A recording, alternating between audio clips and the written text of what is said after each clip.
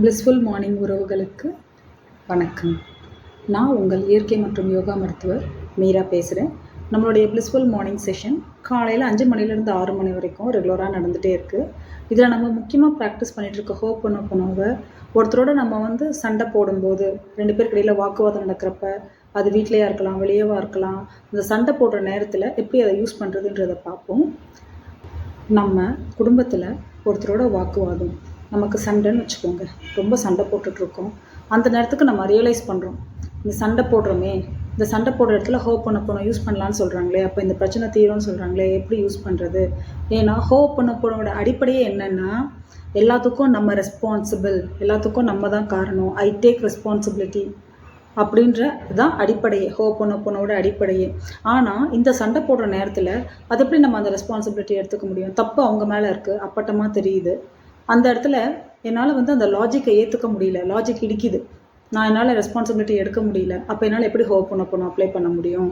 அந்த இடத்துல எனக்கு ஈகோ ஹர்ட் ஆகுது, என் மேலே தப்பே இல்லை, நான் எப்படி I am sorry please forgive மீன்ற எப்படி சொல்கிறது அந்த வார்த்தைகளை அப்படின்னு நமக்கு தோணுது இல்லையா? நம்ம ஈகோ ஹர்ட் ஆகுது இல்லையா? அப்போ நமக்கு என்ன தோணும்? பயங்கரமாக கத்தி விட்டுடலாம் அப்படின்னு தான் தோணும். அந்தளவுக்கு நம்ம ஒன்றும் ஒரு தியாகி பட்டம் வாங்கிக்க தேவையில்லை, அந்தளவுக்கு நம்ம ஒன்றும் நல்லவங்களாக இருக்க வேண்டிய அவசியம் கிடையாது. இப்படி ஒரு தப்பு நடக்கிறப்ப அந்த இடத்துல நம்மளால் இறங்கி போய் அதை அப்ளை பண்ண முடியல அப்படின்னு நமக்குள்ள மனசு சொல்லும் இல்லையா? அப்போ என்ன பண்ணலான்னா, ஆனால் அதே நேரத்தில் நமக்கு மைண்ட் இந்த இடத்துல ஹோப்பனோபனோ அப்ளை பண்ணி இது எப்படி நல்ல விதமாக மாறுதுன்னு பார்ப்போம் அப்படின்னு செக் பண்ணவும் தோணும். அப்போ என்ன பண்ணலாம் அப்படின்னா, உடனே அந்த சண்டை போடுற அந்த நபரை, யார் மேலே உங்களுக்கு ரொம்ப கோபமாக இருக்கோ அவங்கள மனசில் நினச்சி, அவங்க பண்ணதை நினச்சி அப்படியே கண்டபடி கோபம் வருது. அப்போ அந்த நேரத்தில் நமக்கு இமோஷன் பீக்கில் இருக்குது, கோபம். போ, இப்படிலாம் நீ பண்ணியிருந்தா கூட நான் உன்னை மன்னிச்சிட்டேன், பொழைச்சிப்போ அப்படின்னு நம்ம சொல்லலாம். மன்னிச்சிட்டேன் போ, நீ பண்ணது என்னை எவ்வளோ ஹர்ட் பண்ணிடுச்சு, இந்த மாதிரிலாம் நான் உன்னை நம்பியிருந்தேன், ஆனால் இந்த மாதிரி நீ ரியாக்ட் பண்ணிட்ட, பட் ஸ்டில் பரவாயில்ல, நான் உன்னை மன்னிச்சிட்டேன் அப்படின்னு முதல்ல நீங்கள் சொல்லும்போதே உங்களுக்குள்ளே கொஞ்சம் ஃப்ரீ ஆகுங்க. இந்த இடத்துல நம்ம ஈகோ எப்படி சாட்டிஸ்ஃபை ஆகும்னா, தப்பு அவங்க மேலே தான். நம்ம மன்னிக்கிறதுனால நம்ம கொஞ்சம் அந்த இடத்துல உயர்வானவங்களா, ரொம்ப நல்லவங்களா நம்ம கான்ஷியஸ் ஃபீல் பண்ண ஆரம்பிப்போம். கொஞ்சம் நம்ம கம்ஃபர்டபுளாக ஃபீல் பண்ணுவோம் அந்த சூழ்நிலையில்.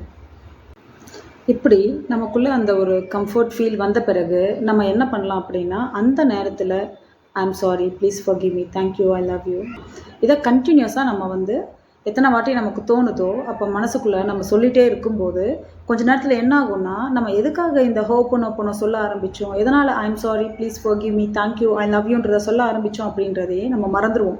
நம்ம எண்ணம் அந்த பிரச்சனையிலேருந்து விடுபட்டு வேறு ஏதோ யோசிக்க ஆரம்பிச்சிடும். நம்மளாம் எதுக்காக இதை சொல்ல ஆரம்பித்தோம் அப்படின்னு நினைக்கும் போது தான் நம்மளே ரியலைஸ் பண்ணுவோம் இந்த பிரச்சனைக்காக சொல்கிறோம் அப்படின்ட்டு.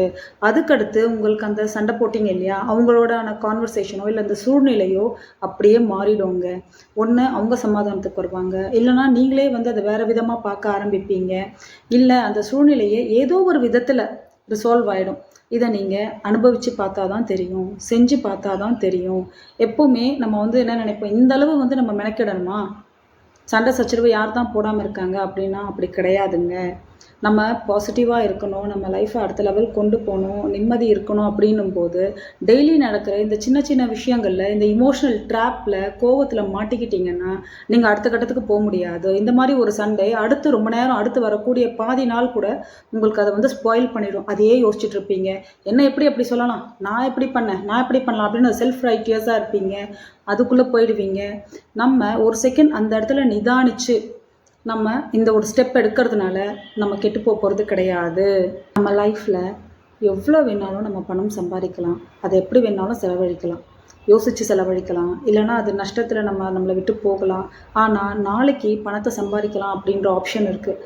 ஆனால் உங்கள் நேரத்தை இன்றைக்கி நீங்கள் விட்டுட்டீங்க அப்படின்னா திரும்ப அது உங்களுக்கு திரும்ப கிடைக்கவே கிடைக்காது.